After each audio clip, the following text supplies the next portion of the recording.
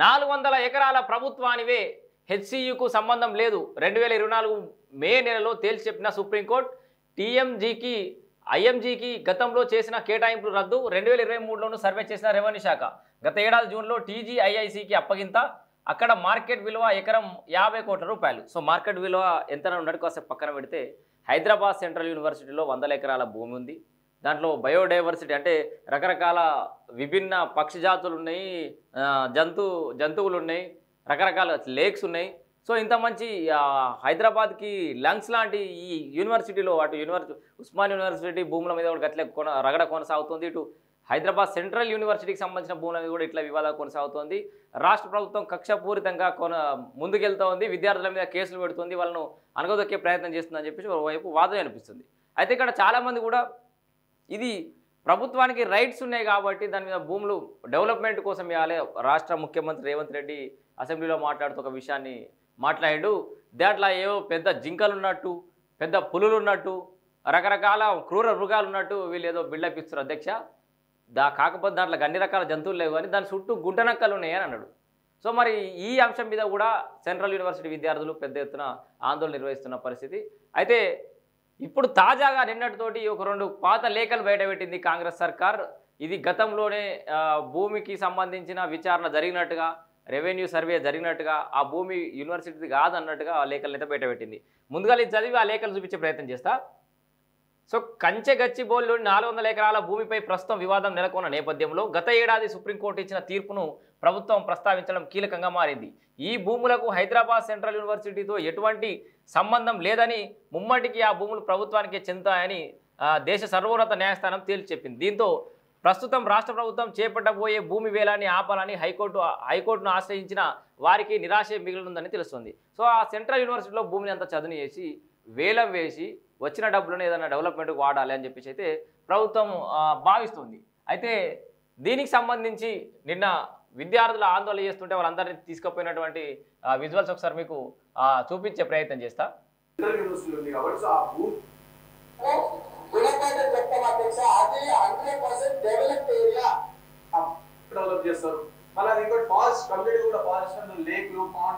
చాలా వరకు రాక్ ఉస్మాన్ యూనివర్సిటీ ఓన్లీ స్టేట్ కాబట్టి మేము కాపాడుకుంటూ వస్తున్నాం. కరెక్టే. జింకలు పులులు సింహాలన్నీ ఆనే ఉన్నాయి అన్నట్టు. జింకలు పులులు సింహాలు లేదా అధ్యక్ష చుట్టుముట్టుంటే కొన్ని గుంటనక్కలు ఇంకా వ్యవహరిస్తున్నాయి. గుణపాఠం చెప్తాం అధ్యక్ష. అది 100% developed area. We are also going to utilise for development. We are not utilising or otherwise ఎవరికో కేటాయి. సో రాష్ట్ర ముఖ్యమంత్రి మాట్లాడినట్టు వాడలేదు.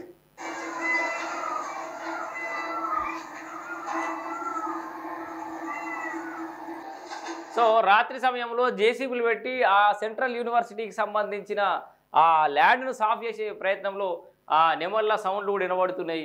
అక్కడ నిజంగా ఎన్నో నెమళ్ళ గుంపులు ఇక్కడ ఉంటాయి, దాని అరుదైన పక్షి జాతులు ఉన్నాయి అక్కడ. ఇట్లా ప్రకృతిని సర్వనాశనం చేస్తున్న విధంగా బయట అయితే ప్రచారం జరుగుతోంది.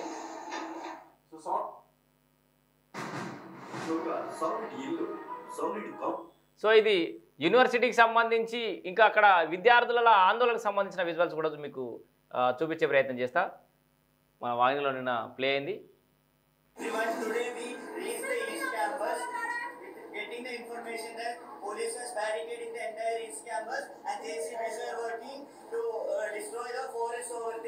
And we have reached there and we just wanted to know what is going on, but the police have forcibly taken us away and this is not a detention also. They are not telling where they are taking us.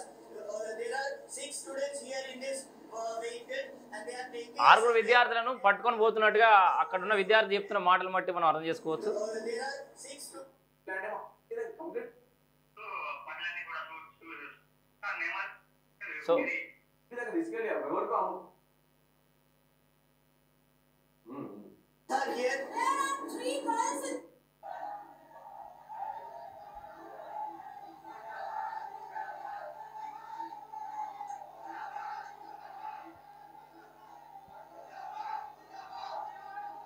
So so ఈ రకంగా పెద్ద ఎత్తున Hyderabad central యూనివర్సిటీలో ఆందోళనలు అయితే కొనసాగుతున్నాయి. ఈ భూమిని మేము కాపాడుకుంటాం. వాస్తవానికి ఇక్కడ ఒక చర్చ ఏంటంటే అసలు ఈ యూనివర్సిటీ ఏ యూనివర్సిటీ అయినా విద్యార్థులు అక్కడనే శాశ్వతంగా ఉండేటోళ్ళు కాదు. అది వాళ్ళ శాశ్వత నివాసాలు కాదు. చదువుకుంటారు, వాళ్ళ ప్రాంతానికి వాళ్ళు వెళ్ళిపోతారు. అయినప్పటికీ కూడా కొట్లాడుతూ ఇది హైదరాబాద్కి భవిష్యత్ తరాలకి ఇది ఉపయోగపడేటటువంటి భూమి అని చెప్పేసి ఈ విద్యార్థులు అయితే పోరాటం చేస్తున్నారు. మరోవైపు ప్రభుత్వం కూడా సో వాళ్ళ వర్షన్ కూడా అదే ఉంటుంది. ఏమంటున్నారంటే ఇది కూడా తెలంగాణ రాష్ట్ర భవిష్యత్తు కోసమే, రాష్ట్ర ప్రయోజనాల కోసమే దాన్ని వేలం వేసి దాని డెవలప్మెంట్కి ఇవ్వడం ద్వారా రాష్ట్ర ప్రభుత్వం ప్రయోజనం పొందే దిశగా ముందడుగేస్తుందని చెప్పేసి ప్రభుత్వం యొక్క వాదన. అయితే దీంట్లో భాగంగా సరే ఏది ఏమైనా హక్కులు ఉన్నాయి, వాళ్ళకి ఫేవర్గా డాక్యుమెంట్స్ ఉన్నాయి, కోర్టు వాళ్ళకి ఫేవర్గానే తీర్పు చెప్పింది ప్రభుత్వానికి ఫేవర్గా అంటే మాత్రం మనం ఏం చేయలేము. అండ్ ఈ యూనివర్సిటీకి సంబంధించిన విద్యార్థి కూడా మాట్లాడుతూ ఏమంటున్నారు అంటే వాళ్ళు క్లియర్గా వాళ్ళు చెప్పిన విషయాన్ని మీకు ఒకసారి చూపెట్టే ప్రయత్నం చేస్తా, మీకు ఎక్స్ప్లెయిన్ చేసే ప్రయత్నం చేస్తా. ఈ 400 ఎకరాలు ఏదైతే ఉందో ఇప్పుడు సరే హైదరాబాద్ సెంట్రల్ యూనివర్సిటీకి సంబంధించి 400 ఎకరాలు ఏదైతే ఉందో దానికి మాకు ఇష్యూ లేదు. నిన్న కేటీఆర్తో పాటు మాట్లాడినటువంటి ఒక విద్యార్థి చెప్పిన మాటలు ఏంటంటే మాకు అట్లా దాంతో ఎలాంటి సంబంధం లేదు, సమస్య లేదు. ఓకే, ఈ 400 ఎకరాలు అనేది ఏ 400 ఎకరాలు అనేది మార్కింగ్ చేయలేదు, డీమార్కింగ్ చేయలేదు అనేది వాళ్ళ కొట్లాట. 400 ఎకరాలకు సంబంధించి మేము లీగల్గా ప్రొసీడ్ అవుతాం, లీగల్గా కొట్లాడతాం. అది లీగల్ బౌండరీస్కి వెళ్ళిపోయినప్పుడు కోర్టుకు వెళ్ళినప్పుడు మేము కూడా కోర్టు పోయి కొట్లాడతాం.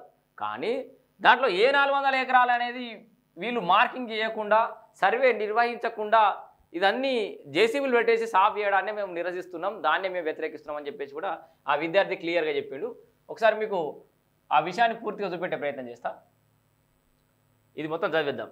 సో రేవంత్ సర్కార్ అత్యంత ఖరీదైన భూములను వేలం వేసే క్రమంలో ఆ భూములపై వివాదం మరింత ముదిరింది. రంగారెడ్డి జిల్లా శేర్లింగంపల్లి మండలం కంచెగచ్చిబౌలి రెవెన్యూ సర్వే నంబర్ 25లో గల 400 ఎకరాల భూమిపై ప్రస్తుతం రాద్ధాంతం నడుస్తుంది. ఆ భూమిలోని చెట్ల నరికివేతను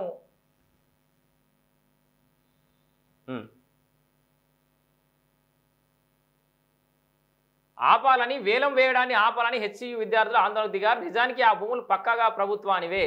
ఏనాడు హైదరాబాద్ సెంట్రల్ యూనివర్సిటీకి కేటాయించిన దాఖలాలు లేవు. చూసిరా ఇక్కడ ఒక వర్డు, ఏనాడు హైదరాబాద్ సెంట్రల్ యూనివర్సిటీకి కేటాయించిన దాఖలాలు లేవు. గత ఏడాది జూన్లోనే టీజీఐఐసికి రెవెన్యూ శాఖ బదలాయించింది. సో ఇక్కడ దీనికి సంబంధించిన పాయింట్ ఒకసారి మీకు చూపించే ప్రయత్నం చేస్తా. సెంట్రల్ యూనివర్సిటీకి కేటాయించిన దాఖలాలు లేవు. గత ఏడాది జూన్లోనే టీజీఐఐసికి రెవెన్యూ శాఖ బదలాయించింది. దానికి సంబంధించిన ఆధారాలు మీకు చూపించే ప్రయత్నం చేస్తా. అయ్యో, so Telangana govt letter on HCU lands 2004లోనే 534.28 గుంటల భూమిని ప్రభుత్వానికి అప్పగించిన అధికారులు. At the time the document was signed by the registrar Narasimhulu. So ఆ యూనివర్సిటీకి సంబంధించిన రిజిస్ట్రార్ సైన్ చేసినటువంటి డాక్యుమెంట్ కూడా చూపిస్తారు. In return the govt allocated 191 acres survey number 36 and 205 acres survey number 307. దీనికి బదులుగా ఈ 534 ఎకరాలు ఏదైతే హైదరాబాద్ సెంట్రల్ యూనివర్సిటీలో ప్రభుత్వం తీసుకున్నదో, రెవెన్యూ శాఖ బదిలీ చేసిందో, దానికి బదులుగా ఎక్కడ ఇగో 191 ఎకరాలేమో సర్వే నంబర్ 36లా, అట్లాగే 205 ఎకరాలేమో సర్వే నంబర్ 37లా అలొకేట్ చేసింది, రీఅలొకేట్ చేసింది అని చెప్పేసి కూడా వాళ్ళు చెప్తున్న పరిస్థితి. దానికి సంబంధించిన ఇగో ఈ డాక్యుమెంట్స్ కూడా ప్రభుత్వం తరఫున రిలీజ్ చేసిరు. ఇక్కడ చూడొచ్చు మనం. పై ముగ్గురు పంచులము అదనపు గిర్దావార్, ఇదేలు అబ్దుల్ ఖమర్ గపూర్, ఇది వ్యవసాయం, ఇది అంటే వాళ్ళ భాషలో కొంచెం అర్థమవుతుంది. టి మల్లేష్, కె రాజు, వీళ్ళందరూ పేర్లు అయితే పెట్టి ఈ ముగ్గురు పంచులము అదనపు గిర్దావార్ శేర్లింగంపల్లి మండల పిలుపు మేరకు హైదరాబాద్ సెంట్రల్ విశ్వవిద్యాలయంలో గల సర్వే నంబర్ 25 కంచగచ్చబౌలి గ్రామం వద్దకు అనగా హైదరాబాద్ సెంట్రల్ విశ్వవిద్యాలయం కాంపౌండ్లో హాజరైనాము. సో ఈ పంచులకు సంబంధించిన ఎక్స్ప్లెనేషన్ ఇది. అక్కడ అదనపు గిర్దావార్ కలెక్టర్ రంగారెడ్డి జిల్లా గారి ఉత్తర్వులు. సో ఈ పంచులను అంటే అక్కడ లొకేషన్కి వెళ్ళినప్పుడు పంచులను పెడతారు, ఎందుకంటే ఇక్కడికి నిజంగా సర్వేకి వచ్చిరా లేదా అని చెప్పేసి రేపు ఇట్లాంటి సమస్య ఏమైనా వస్తే దానికి ఆధారాలు ఉండాలని చెప్పేసి వాళ్ళని కూడా పెట్టిన పరిస్థితి. గారి ఉత్తర్వుల నంబర్ 5763 ఆఫ్ LCI ఆఫ్ 2003 తేదీ 31/1/2004 ప్రకారం సర్వే నంబర్ 25 కంచగచ్చబౌలిలోని హైదరాబాద్ సెంట్రల్ విశ్వవిద్యాలయంకు సంబంధించిన భూమి విస్తీర్ణం 530.28 గుంటలు హైదరాబాద్ సెంట్రల్ యూనివర్సిటీకి సంబంధించిన అదనపు గిర్దావార్ మండలం శేర్లింగంపల్లి గారికి సమర్పించినకు స్వాధీనపరచడమైనది అని చెప్పేసి, అంటే కొంచెం బ్లర్ ఉంది ఇది ఇమేజ్ అయినా కూడా కనిపిస్తుంది, స్వాధీనపరచడమైనది. ఇట్టి పంచనామా మా సమక్షమున జరిగినది. సో దానికి సంబంధించిన సంతకాలు. సో ఈ పక్కనే దీనికి సంబంధించి ఇంకో కూడా వీడియో చూడొచ్చు. సో పై పంచులము అదనపు గిర్దావార్ శేర్లింగంపల్లి గారి పిలుపు మేరకు గోపన్పల్లి గ్రామంలోని సర్వే నెంబర్ 36 మరియు 37 హాజరైతిమి.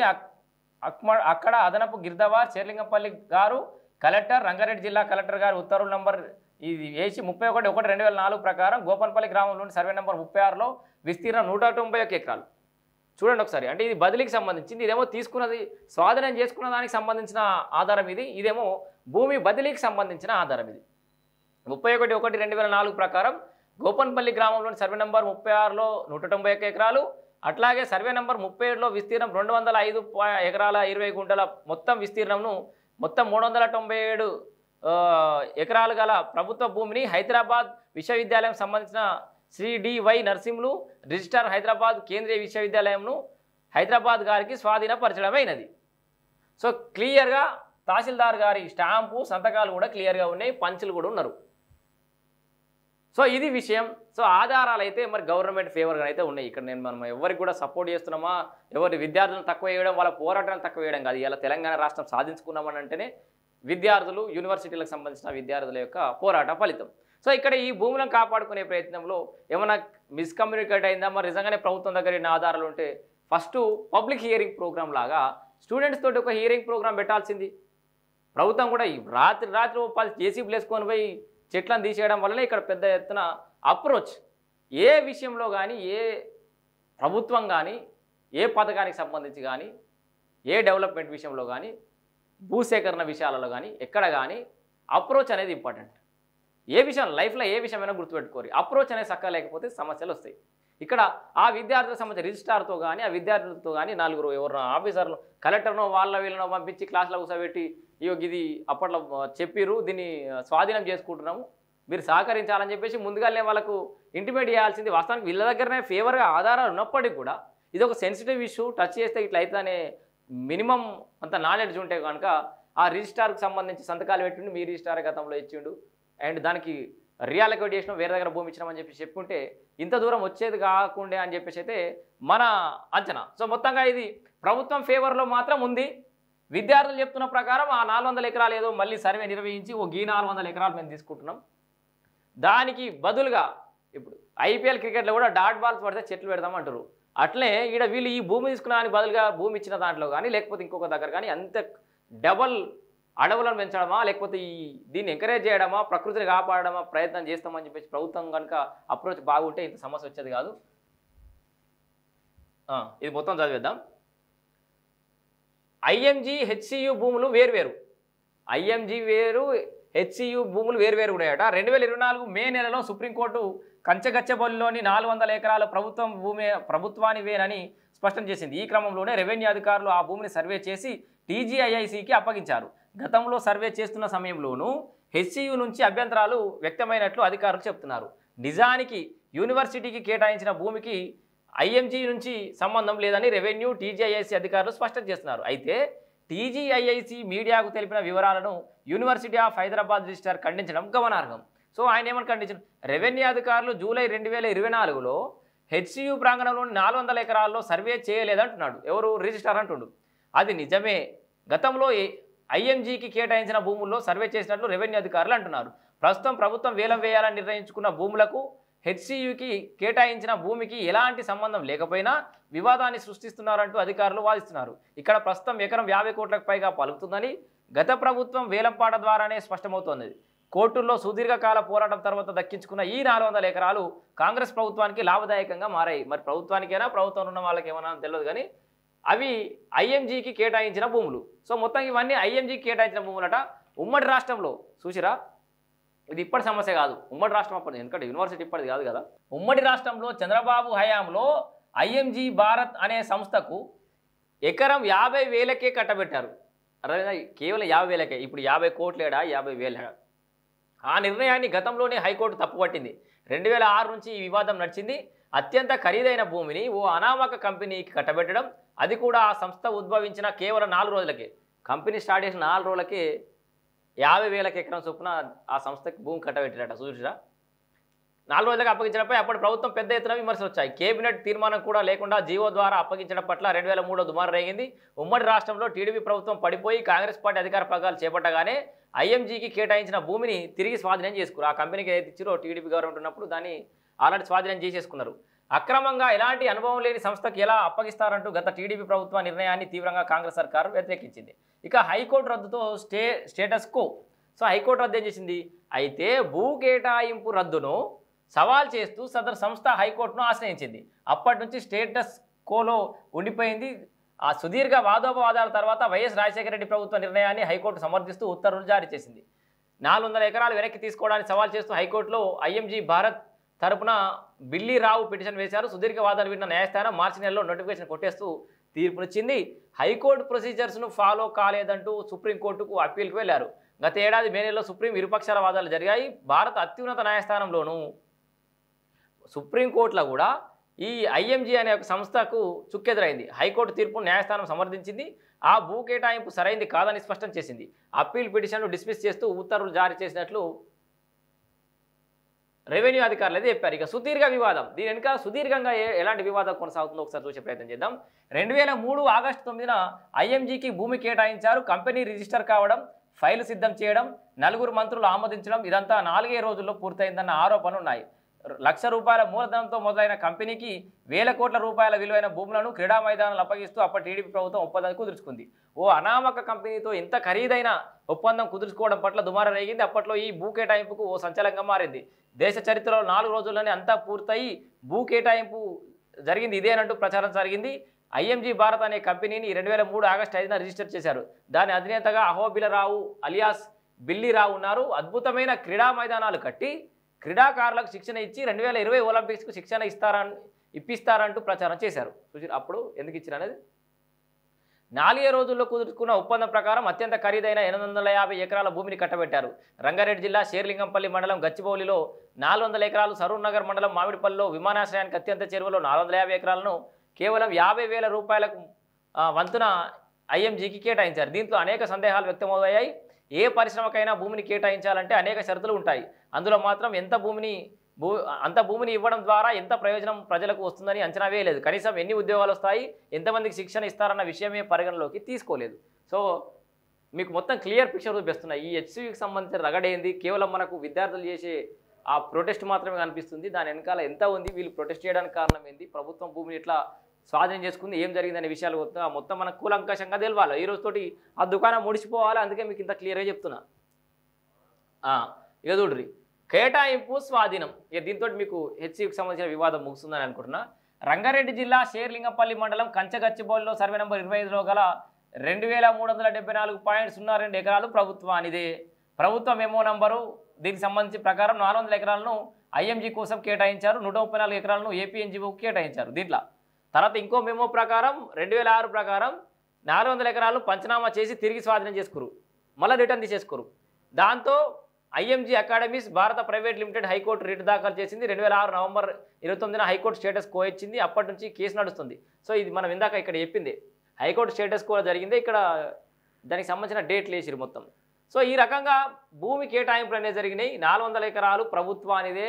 ఇది వివాదం కొనసాగి హైకోర్టులో అయిపోయి హైకోర్టు తీర్పునిచ్చి తర్వాత సుప్రీంకోర్టు కూడా ప్రభుత్వానికి ఫేవర్గా తీర్పునిచ్చినటువంటి 400 ఎకరాల భూమి ఇది. సో ఇప్పటికిప్పుడు పుట్టుకొచ్చినటువంటి సమస్య కాదు. ఈ 400 ఎకరాలు టీడీపీ గవర్నమెంట్ ఉన్నప్పుడు చంద్రబాబు నాయుడు గారు కంపెనీ ఒక కొత్త కంపెనీ ఐఎంజీ అనే కంపెనీని ఏర్పడిన 4 రోజులని అన్ని భూ కేటాయింపులు పూర్తి చేశారు. ఆ భూమిని తర్వాత కాంగ్రెస్ సర్కార్, అప్పుడు వచ్చిన కాంగ్రెస్ సర్కార్, ఇప్పుడు కాదు, ఆ సర్కార్ దాన్ని సవాల్ చేస్తూ కోర్టుకు పోవడం, వాళ్ళకి ఫేవర్గా రావడం అనేది జరిగింది. సో ఈ హెచ్ఈ భూములకు సంబంధించి మీ అభిప్రాయాలను కామెంట్ రూపంలో తెలియజేయండి. విషయం ఏంటంటే మరి ఆధారాలేమో సర్కారుకు ఫేవర్గా ఉన్నాయి, క్లియర్గా సర్కారుదే భూమి అన్నట్టుగా అయితే ఉంది. మరోవైపు ప్రకృతి సర్వనాశనం అవుతుంది, యూనివర్సిటీ భూములను లాక్కోవడం అన్యాయం అని చెప్పేసేమో ప్రతిపక్షాలు కానీ విద్యార్థులు కానీ పోరాటం చేస్తారు. దీంట్లో ఎవరి వైపున నిలబడాల్సిన అవసరం ఉంది, లేదా ఎవరి వైపు న్యాయం ఉంది? సో ఇటు ఏదైనా ప్రభుత్వం అంటే ఏదో కాంగ్రెస్ సర్కారో, రేవంత్ సర్కారో, కేసీఆర్ సర్కారో, బీఆర్ఎస్ సర్కారో కాదు. సర్కార్ అంటే మనందరి సర్కార్, మన సర్కార్, మనం ఎన్నుకున్నటువంటి సర్కార్. దీన్ని ఏం చేయాలనేది ఉమ్మడిగా నిర్ణయం తీసుకోవాలి. ఇది ఒక్క సెంట్రల్ యూనివర్సిటీ విద్యార్థుల సమస్య కాదు, వాళ్ళ సొంత బంగ్లాలు కాదు, సొంత జాగా కాదు. మూకమ్మడిగా తెలంగాణ రాష్ట్ర ప్రజానీకం అంతా కూడా ఇది మన భూమి, ఆ భూమిని దేనికోసం యూటిలైజ్ చేసుకుందాం మనము, లేదా దాన్ని అక్కడనే అటవీ ప్రాంతంగానే అట్లే ఉంచుదామా, లేకపోతే ఇంకో వేరే ప్రయోజనాలకు వాడుకుందామా అనేది నిర్ణయం చేసుకొని పెద్ద ఎత్తున మరి సోషల్ మీడియాలో ప్రొటెస్ట్ చేస్తారా, లేకపోతే సోషల్ మీడియాలో మీరు సూచనలు అభిప్రాయాలు ఏమైనా తెలియజేస్తారా, లేకపోతే మన ఛానల్లో కిందనైతే కామెంట్ రూపంలో తెలియజేయండి. దీంట్లో ఎవరి వాదన కరెక్ట్ అనేది జస్ట్ నేను మీకు క్లారిటీ ఇచ్చే ప్రయత్నం మాత్రమే చేసిన.